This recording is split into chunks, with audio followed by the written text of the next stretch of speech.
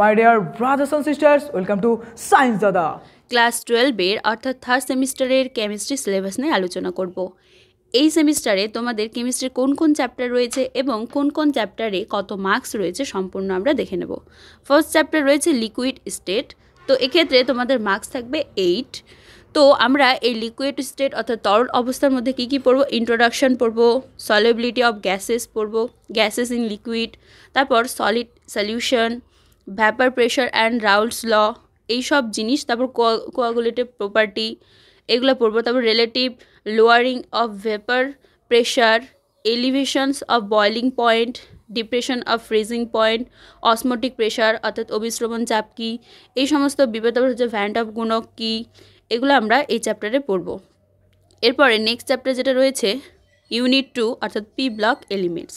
এক্ষেত্রে আমরা গ্রুপ 15, 16, 17 যে গ্রুপ রয়েছে পর্যায় সারণী সেই মৌলগুলো সম্পর্কে জানবো। তো এক্ষেত্রেও তোমাদের মার্কস থাকবে 8। ওকে, তো গ্রুপ 15 এলিমেন্টের ক্ষেত্রে আমরা কি পড়বো, জেনারেল ইন্ট্রোডাকশন, তারপর ইলেকট্রনিক কনফিগারেশন, মানে ইলেকট্রনিক হচ্ছে তোমার বিন্যাস, মৌলের ইলেকট্রন বিন্যাস, structure and reaction of HNE3 অর্থাৎ অ্যামোনিয়া, তারপর HNO3, sodium chloride, oxidise of nitrogen, এগুলো পড়বো। ফসফরাস সম্পর্কে পড়বো।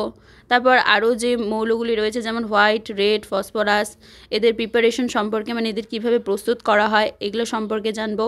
তারপর ফসফিন, ফসফরাস, এদের প্রপার্টিজ সম্পর্কে জানবো। এরপরে নেক্সট যে 16 নম্বর গ্রুপ রয়েছে এখানেও আমরা সেম যেটা 15 নম্বর গ্রুপে পড়লাম এখানেও সেম পড়বো। তারপর 17 নম্বর গ্রুপেও তাই, 18তেও তাই।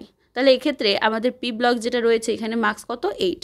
এরপরে next unit 3 hello alkane and hello arene. তো এটা হচ্ছে তোমাদের অর্গানিক কেমিস্ট্রির পার্ট। তো এক্ষেত্রে মার্কস থাকবে 5।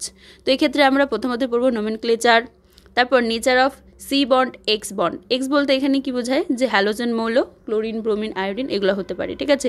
এবার physical and chemical properties of mechanism পড়বো, সাবস্টিটিউশন রিয়াকশন পড়বো এক্ষেত্রে। তারপর এক্ষেত্রে যেটা মোস্ট ইম্পর্ট্যান্ট একটা টপিক রয়েছে সেটা হচ্ছে আর বা এস বা ডি বা এস তম বিন্যাস, হ্যালো অ্যালকেনের আর বা এস এবং ডি বা এল তম বিন্যাস, এবং এই হ্যালো অ্যারিন বা হ্যালো অ্যালকেন আমাদের পরিবেশের ওপর কী কী ইফেক্ট করে সেগুলো আমরা এই চ্যাপ্টারে জানবো।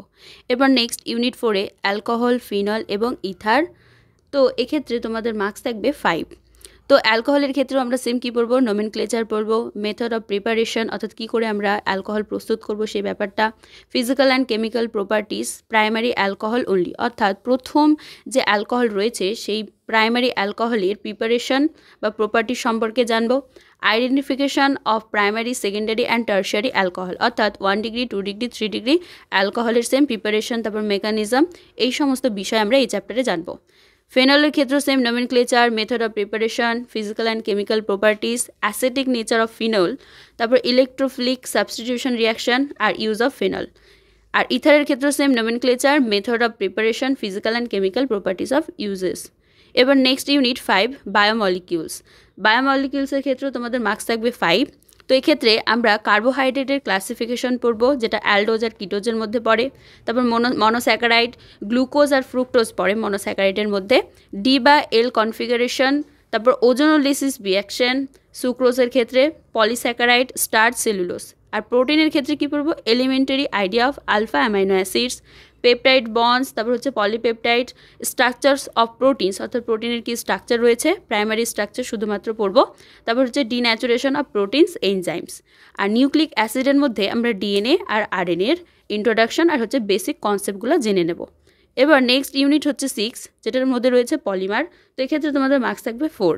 এক্ষেত্রেও এই চ্যাপ্টারে আমরা ক্লাসিফিকেশন অর্থাৎ ন্যাচারাল অ্যান্ড সিনথেটিক ব্যাপারটা পড়বো, মেথড অফ পলিমারাইজেশন অর্থাৎ পলিমারাইজেশন আমাদের কীভাবে প্রস্তুত করতে হয় সেটা, যেখানে আমরা অ্যাডিশন আর হচ্ছে কন্ডেনসেশন দুটো রিয়াকশন হয়, ওই দুটো রিয়াকশন পড়বো। তারপর সাম ইম্পর্টেন্ট অফ পলিমার্স অর্থাৎ পলিমারের কী ইম্পর্টেন্স রয়েছে বা গুরুত্বপূর্ণ কী সেটা ব্যাপারটা আমরা জানবো, লাইক পলিথিন, নাইলন, তারপর হচ্ছে পলিস্টার্স, ব্যাকেলাইট এবং রাবার। এছাড়াও বায়োডিগ্রেডেবল আর নন বায়োডিগ্রেডেবল পলিমার সম্পর্কেও জানবো। তো আমাদের টোটাল যে থার্ড সেমিস্টারের কেমিস্ট্রি সিলেবাস নিয়ে আলোচনা করা কমপ্লিট হলো। তো চ্যানেলে নতুন হলে অবশ্যই সাবস্ক্রাইব করে রেখো, তোমাদের সম্পূর্ণ ক্লাসেস কিন্তু আমরা নিয়ে আলোচনা করব। খুব ভালো থেকো আর মন দিয়ে পড়ো।